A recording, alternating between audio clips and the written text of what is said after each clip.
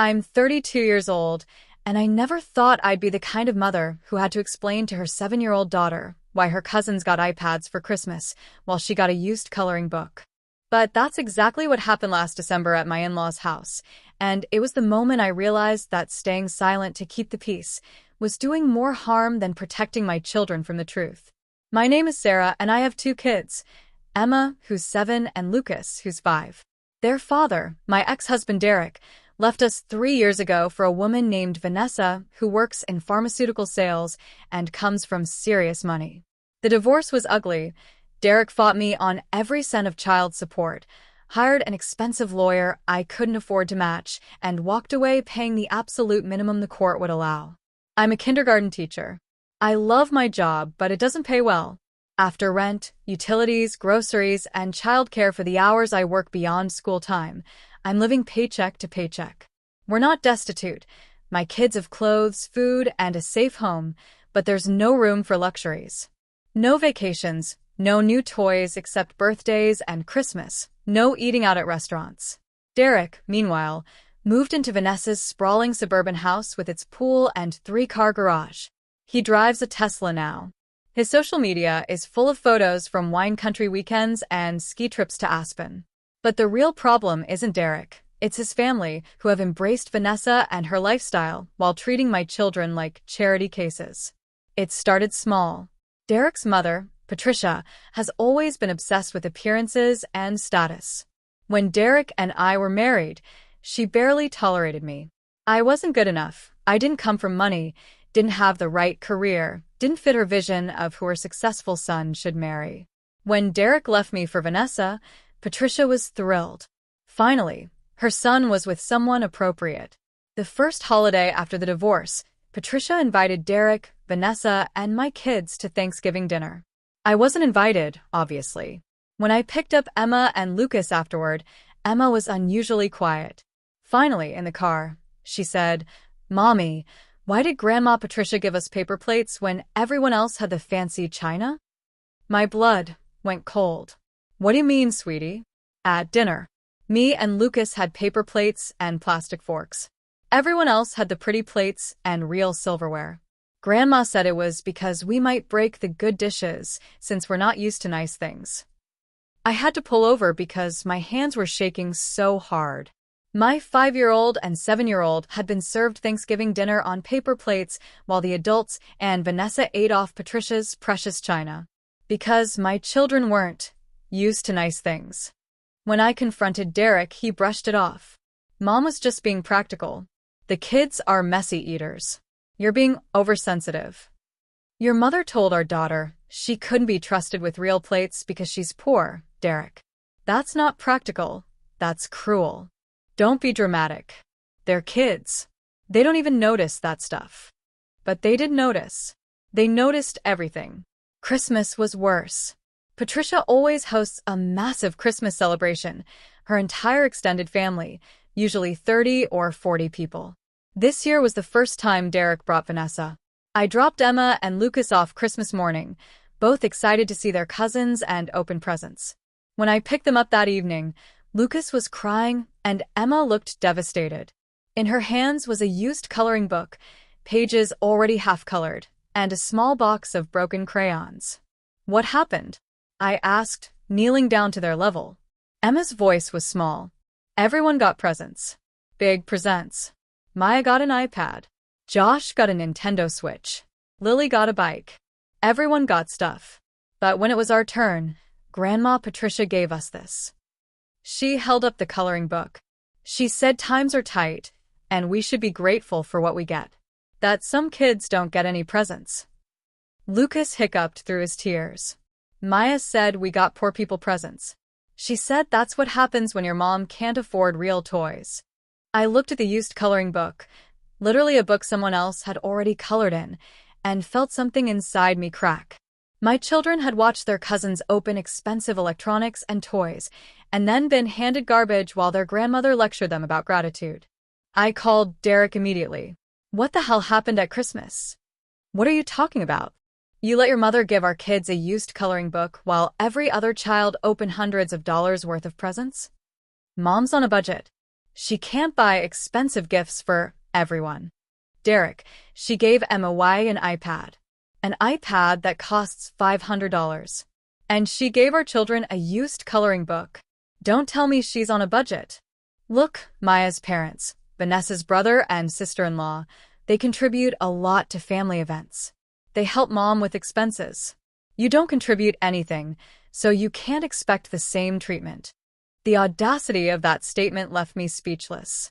I don't contribute because I'm not invited to anything, and I'm raising your children on poverty-level child support that you fought to keep minimal. If you'd gotten a better job instead of staying in teaching, maybe the kids would have more. This isn't my family's responsibility to fix. He hung up on me. I held my sobbing children that night and promised myself this would never happen again. But it kept happening. In February, Derek's sister Melissa had a birthday party for her daughter Maya, the one with the iPad. It was a huge event at one of those fancy kids' entertainment places with trampolines and laser tag.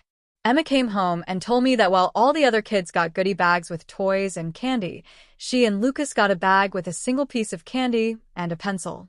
Aunt Melissa said she ran out of the good bags, Emma explained. But I saw a whole pile of them in the back room. She just didn't give them to us. In April, there was a family Easter egg hunt at Patricia's house. Derek sent me photos afterward. Look how much fun the kids had. In the photos, I could see Emma and Lucas with small plastic baskets while their cousins had large, fancy wicker baskets. When I asked Emma about it, she said Grandma Patricia told them the big baskets were for kids whose families help with the party. Every event was the same. My children were included just enough that Derek could claim he was being a good father and involving them with his family. But they were constantly reminded that they were lesser, that they didn't deserve the same treatment as the other children because their mother was poor. The breaking point came in July at Patricia's big summer pool party. This was always the event of the season: catered food, a DJ, fancy decorations. Derek picked up the kids in the morning, and I spent the day anxiously waiting, knowing something would probably go wrong. When Derek dropped them off that evening, Emma and Lucas were both sunburned and hungry. Emma was wearing a t-shirt that was clearly too small, and Lucas was in swim trunks that weren't his. Why are they sunburned? Why is Emma wearing that shirt? Derek looked uncomfortable. There was a little mix-up with the sunscreen. What kind of mix-up? I got the full story from Emma later. When they'd arrived at the party, Patricia had taken one look at their swimsuits, perfectly good suits I'd bought last summer, and announced they were inappropriate and too worn for the party. She'd made them change into old swimsuits from a bin in the garage, suits that other kids had outgrown and left behind years ago. They didn't fit right, Emma said quietly. My suit was too small and Lucas's kept falling down. All the other kids laughed at us. But it got worse. Patricia had hired a lifeguard for the party and established a no swimming without sunscreen rule. When my kids went to get sunscreen, Patricia told them there wasn't enough for everyone and they should sit in the shade instead. But all the other kids were swimming. Emma said, I asked Daddy for sunscreen, but he said to ask Grandma, and Grandma said we should have brought our own if we wanted to swim. But Mommy, you didn't tell us to bring sunscreen. How were we supposed to know?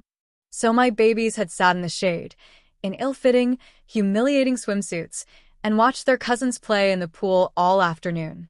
Eventually, they'd snuck into the pool anyway and gotten badly sunburned because no adult bothered to put sunscreen on them. When I confronted Derek this time, he actually had the nerve to say, maybe if you'd sent them with sunscreen like a responsible parent, this wouldn't have happened. Your mother hosted a pool party and didn't provide sunscreen for your children, and you're blaming me? Everyone else's parents sent their kids prepared. You're always trying to make everything my family's responsibility. They're children, Derek. 7 and 5 years old. They can't pack their own bags. And your mother deliberately humiliated them. You're being paranoid. Mom doesn't have it out for your kids. But she did. And so did Derek's entire family. They decided that because I was poor and because Derek had upgraded to Vanessa, my children deserved to be treated as less than.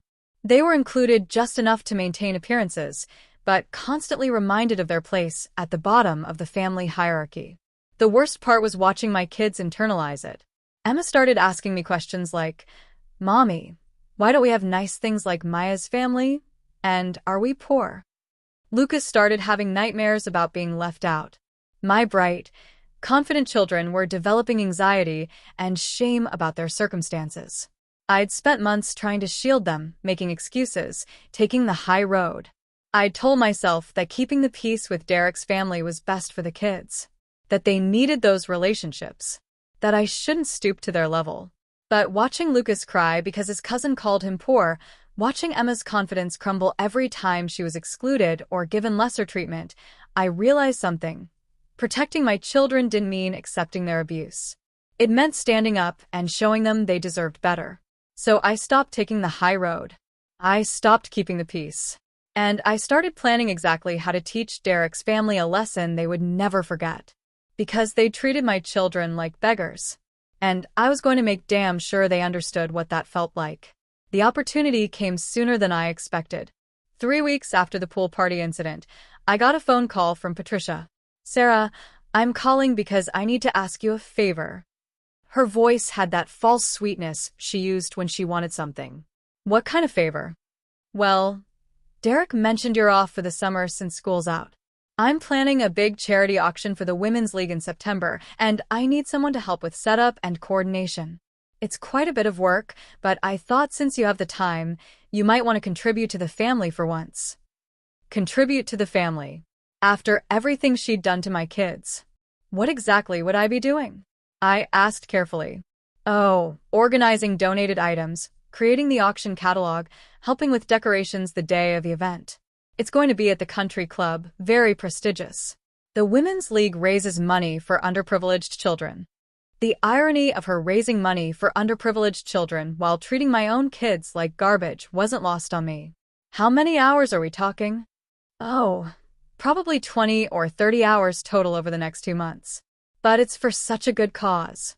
And it would be nice for the family to see you contributing something meaningful for once." That last line sealed it.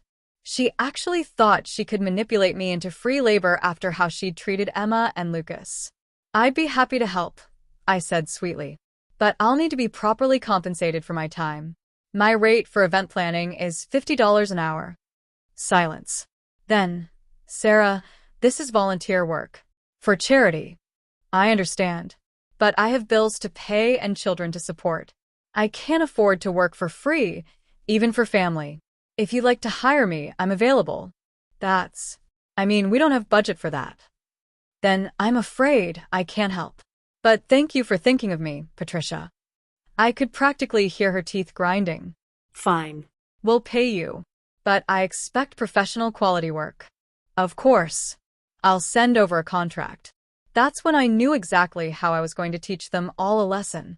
And Patricia had just handed me the perfect opportunity. Over the next 6 weeks, I threw myself into planning Patricia's charity auction with a level of dedication that surprised even me. I wasn't doing it for her, or for the charity, or even for the money, though the $1,500 I'd be earning was desperately needed. I was doing it because I'd realized something important.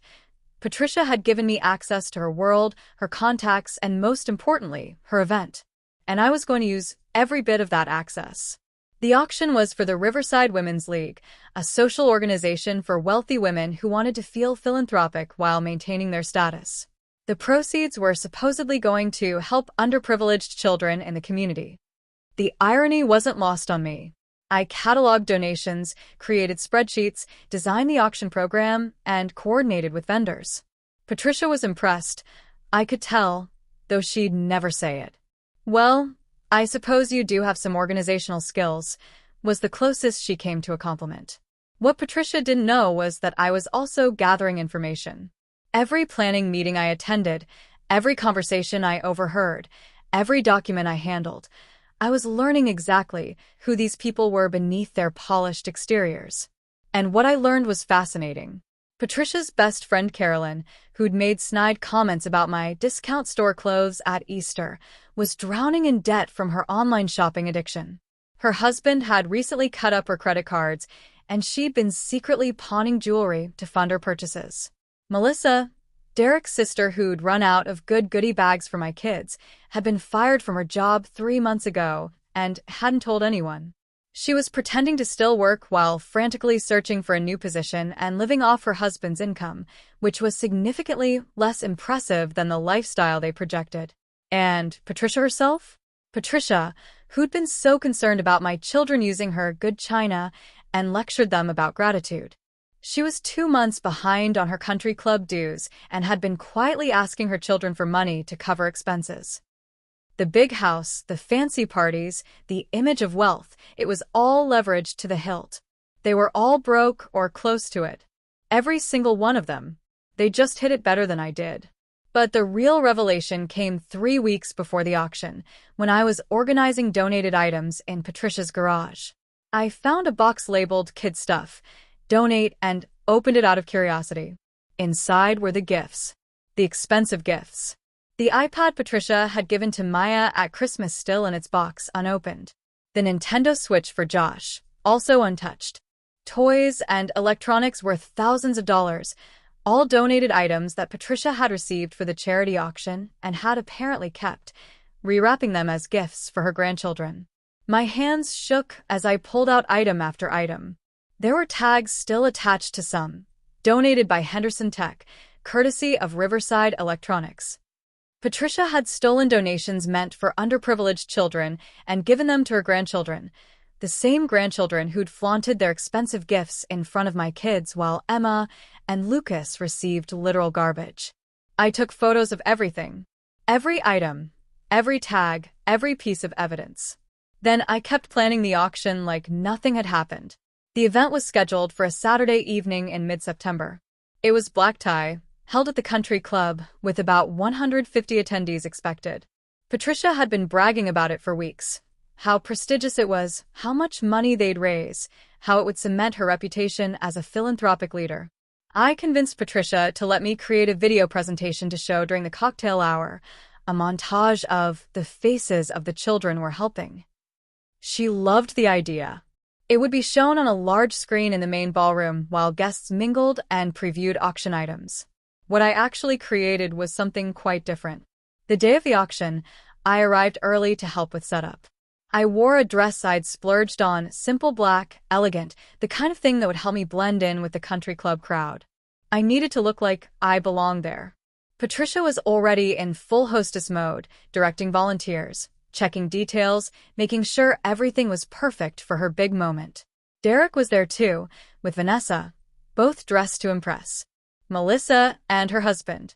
Carolyn and her husband. All the people who'd watched my children be humiliated and done nothing. Sarah, the video presentation is set up to play at 7 p.m., correct? Patricia asked. Yes, everything's ready. I think your guests are really going to be moved by what they see. Wonderful. This is going to be my best event yet. By 6:30 p.m., the ballroom was filling with guests in tuxedos and evening gowns, champagne flowing, people laughing and air-kissing and performing wealth. I recognized several of them. They'd been at Patricia's Christmas party, the pool party, various events where my children had been treated as lesser. At 7 p.m., the lights dimmed and the video began playing on the massive screen. It started normally. Images of smiling children, statistics about child poverty in our community, heartwarming music. Patricia beamed. Several guests paused their conversations to watch. Then the video changed. The screen showed a photo of Emma and Lucas at Christmas, Emma holding her used coloring book while behind her, clearly visible, other children opened expensive electronics. My voice came through the speakers. I'd recorded a narration. This is Emma, age 7, and Lucas, age 5. At their grandmother's Christmas party, they watched their cousins receive gifts worth hundreds of dollars. Emma received a used coloring book that had already been colored in. Lucas received a box of broken crayons. The ballroom went silent. Patricia's face went white. The video continued. A photo from the pool party. Emma and Lucas sitting in the shade in ill-fitting swimsuits while other children played in the pool. At a family pool party, Emma and Lucas were given old, ill-fitting swimsuits from a donation bin and told there wasn't enough sunscreen for them to swim. They sat in the shade for 4 hours watching their cousins play. Patricia was frantically looking around for someone to stop the video. But I'd locked the AV system. Only I had the code to shut it down. Another photo. Emma's face at Thanksgiving, looking at her paper plate while adults around her used fine china. Emma and Lucas were served Thanksgiving dinner on paper plates with plastic utensils because their grandmother said they weren't used to nice things and might break the good dishes. People were starting to murmur. Some were looking at Patricia with confusion and concern. Derek was trying to get to the AV booth, but I'd locked that door too. Then came the evidence I'd been saving. Photos of the donated items in Patricia's garage filled the screen. The iPad with its donated by Henderson Tech tag clearly visible. The Nintendo Switch with courtesy of Riverside Electronics. Item after item, all tagged as charity donations.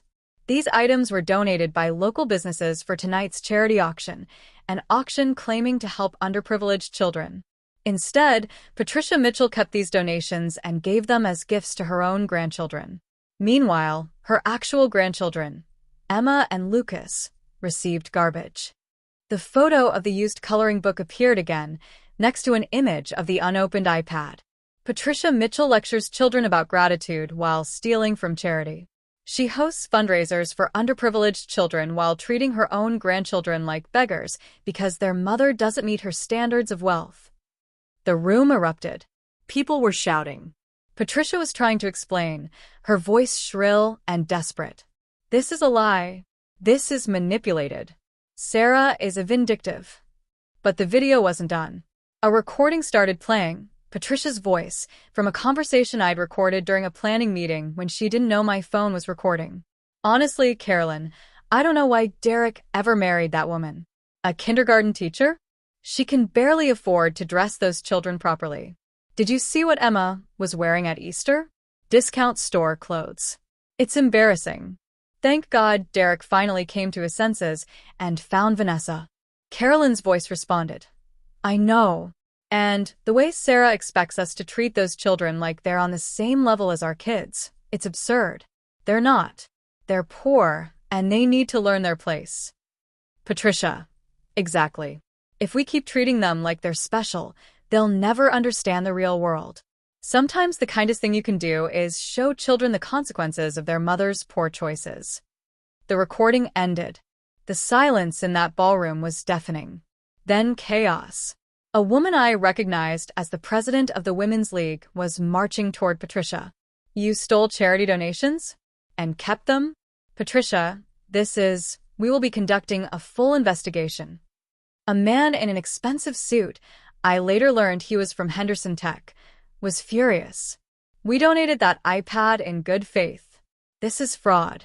Guests were pulling out their phones, taking pictures of the screen where the evidence was still displayed.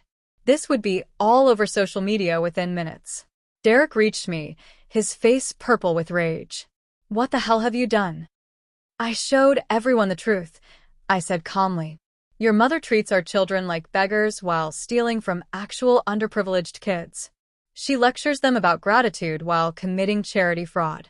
I just thought people should know. You've humiliated my mother. You've destroyed her reputation. She destroyed herself. I just provided the evidence. Vanessa appeared at Derek's side, looking uncomfortable. Derek, maybe we should go. No. Patricia's voice rang out. She was trying to regain control, her face blotchy with anger and humiliation. This is slander. Defamation. Sarah, you will be sued for this. Sue me, I said, loud enough for everyone to hear. I have documentation for everything shown tonight. Photos, receipts, recordings, all legally obtained. Take me to court, Patricia. I'd love to show a judge exactly how you treat your grandchildren. The woman from the Women's League stepped forward. Mrs. Mitchell, we need to speak privately. Now. The organization will be releasing a statement distancing ourselves from you, and we'll be conducting a full audit of all donations you've handled. This is ridiculous. I've done nothing wrong. Those items, I was going to return them. You gave them as Christmas gifts 6 months after receiving them as donations. That's not going to return them. That's theft. Patricia looked around wildly for support, but everyone was avoiding her gaze. Carolyn was edging toward the exit. Melissa was crying. Derek looked like he wanted to disappear. I pulled an envelope from my purse and handed it to Patricia. That's an itemized list of every donation you stole, with market values and photos. I've sent copies to the Women's League president, the IRS, since you claimed these as tax-deductible donations while keeping them, and several of the businesses that made donations. I've also included a separate list of every incident where you humiliated, excluded, or mistreated Emma and Lucas, with dates, witnesses, and in several cases, recordings. Patricia's hands shook as she opened the envelope. Her face went from red to gray as she read. "You have two choices," I said quietly, so only she could hear. "You can fight this, go to court, try to deny everything, and watch as I present every piece of evidence publicly. Or you can accept the consequences of your actions with whatever dignity you have left." "What do you want?" she whispered. "I want you to understand what you did. You made my children feel worthless because I don't have money. You taught them that their value as human beings was tied to their economic status. You stole from charity while preaching about helping underprivileged children. You're a hypocrite and a thief, and now everyone knows it." I turned to address the room, many people still recording on their phones. "I want to be clear about something. I didn't do this for revenge. I did this because my children deserve better. All children deserve better. They deserve to be treated with dignity regardless of their parents' income. They deserve adults who don't use wealth as a weapon to make them feel small." I looked directly at Derek. "And they deserve a father who protects them instead of enabling the people who hurt them." Derek couldn't meet my eyes. I picked up my purse and walked toward the exit. As I reached the door, I turned back one more time. "Oh, and Patricia? You owe me $1,500 for my event planning work. I'll send you an invoice. I suggest you pay it promptly, since you're about to have some significant legal expenses." I walked out of that country club with my head held high while behind me, Patricia's reputation crumbled in real time.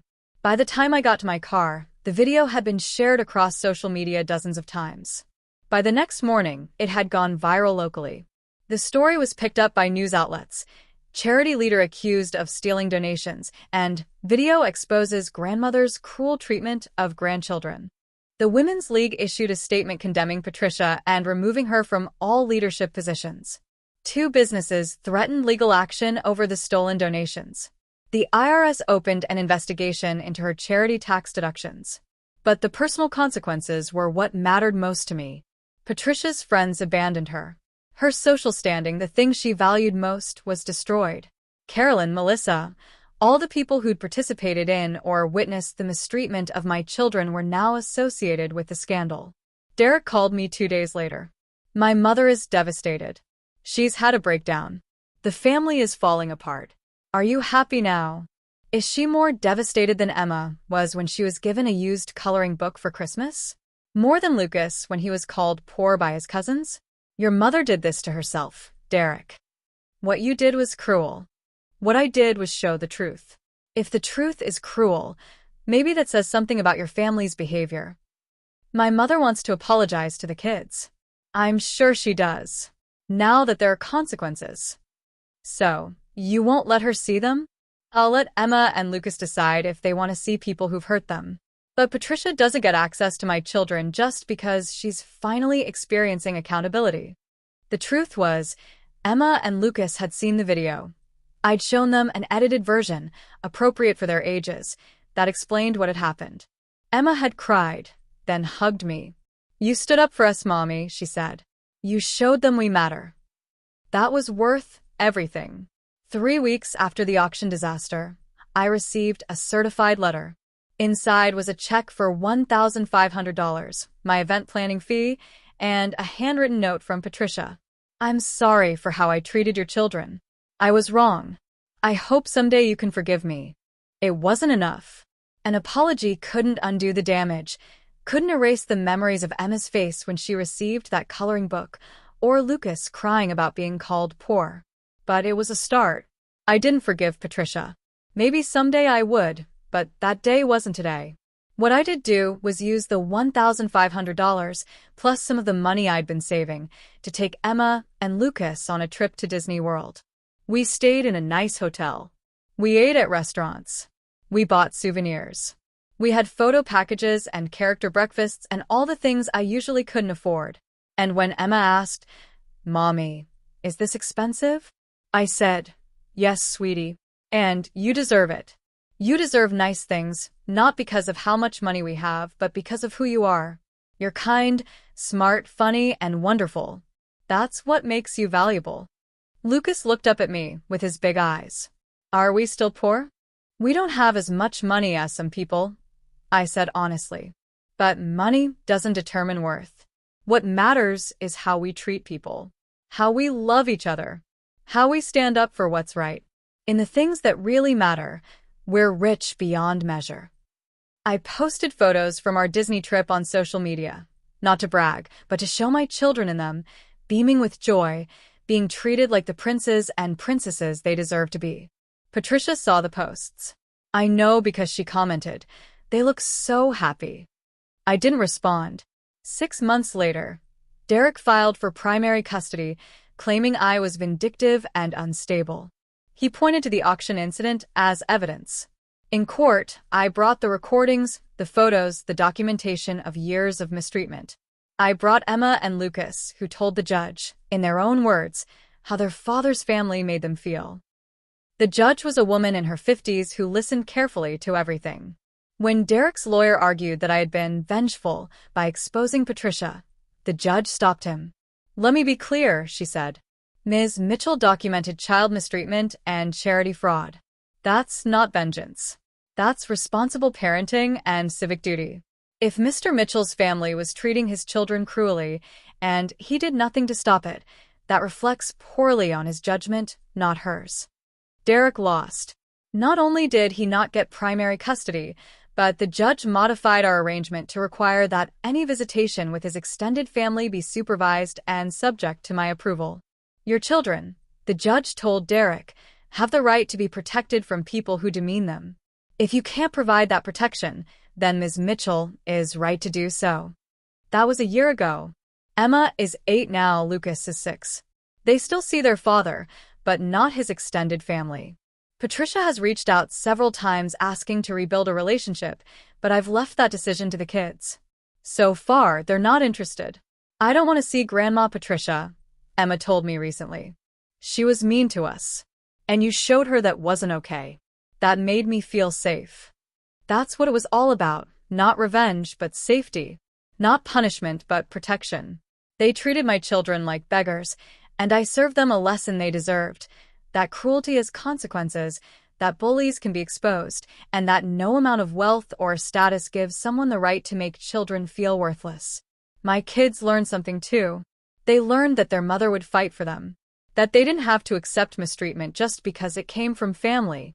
That standing up for yourself isn't wrong, it's necessary.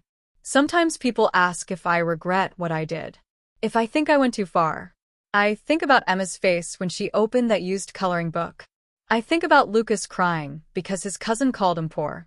I think about all the times I stayed silent, hoping things would get better, while my children internalized the message that they weren't good enough. No.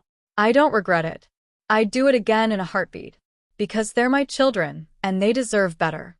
And I'll always make sure they know that. We try.